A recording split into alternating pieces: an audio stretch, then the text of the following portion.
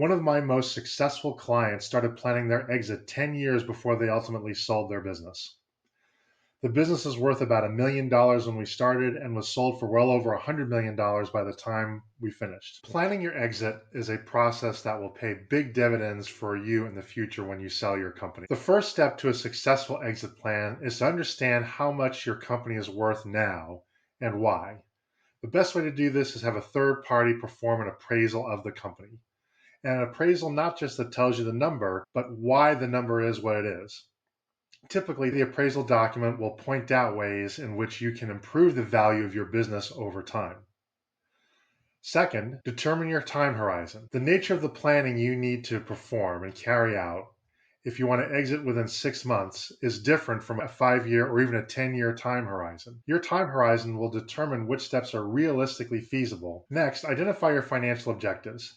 How much do you need or want to get out of the business sale in order to achieve whatever objectives you happen to have? I strongly recommend engaging the help of wealth planners, your CPA, and possibly even an estate planning attorney to make sure that all your bases are covered. Once this is all done, make a plan to use what you've learned about your business in the valuation process and act on that plan. If you think that you might struggle with keeping to the plan, consider hiring an exit coach that will help keep you accountable and motivated and will give you guidance along the way.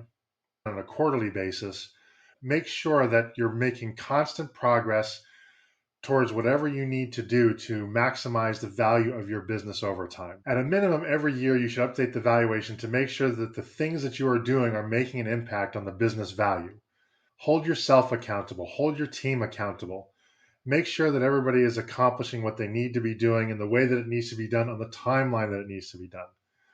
5 years goes by very quickly when you're thinking about selling your business. It's almost never too early to start planning for the exit on your business. One of my most successful clients started planning their exit 10 years before they ultimately sold their business. The business is worth about $1 million when we started and was sold for well over $100 million by the time we finished. The reason my client achieved that outcome is that we were in constant contact all the time, talking about their business, measuring their progress, making sure the things they were doing were contributing to the business's value, periodically coming back and refreshing the valuation of the business to make sure that it was headed in the right direction, monitoring the markets to make sure that we weren't missing out, training the owners, senior managers in terms of how to think about managing the business from a value creation and not just a day-to-day operational perspective. Now, I don't want to take too much credit. My client deserves a lot of credit for following the program and sticking to it, and they did build a great business. But outside help can help you achieve your goals. In another instance, I had a client that wanted to sell their business in about a year. They'd received an offer from a private equity firm, didn't like the number, wanted to understand why that number was so low. I think they engaged me to do the valuation because they'd hoped that I was going to validate their high value, but in fact, my number came in almost exactly as at the number that the private equity fund had offered. But in that valuation, I highlighted 3 things that they could do to improve the value of their business. First, the CEO was too involved in the business. They could never get away.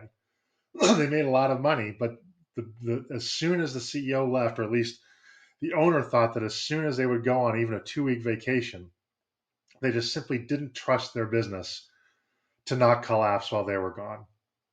Second, they had a customer that was accounting for 40% of their annual sales. Every time that customer talked about potentially selling out or had financial difficulties of their own, it kept my client up for many sleepless nights. And third, in my valuation report, I took note of the fact that they had minimal documentation of their key processes, which means it would have been very difficult for a new owner to come in and assume competent operation of the business. To my client's credit, they retained a third-party firm to come in, shadow all their people, and document every single process of the company.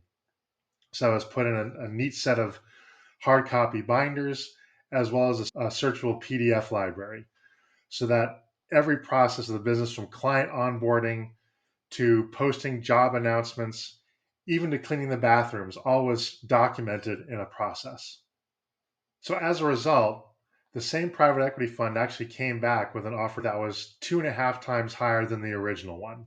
My client was very happy with the investment they made in the exit planning process.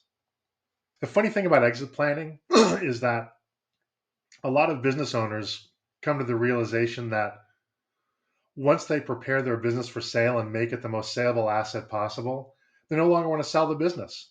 They have a lot more fun running it. It's a lot less stressful. They find they can take those vacations. They wind up making more money. They wind up hiring somebody to run the business for them, and the owner goes back into a role that they enjoy more. I had a client in the technology business. They were thinking of selling very strongly. They'd had enough. The owner was running himself ragged.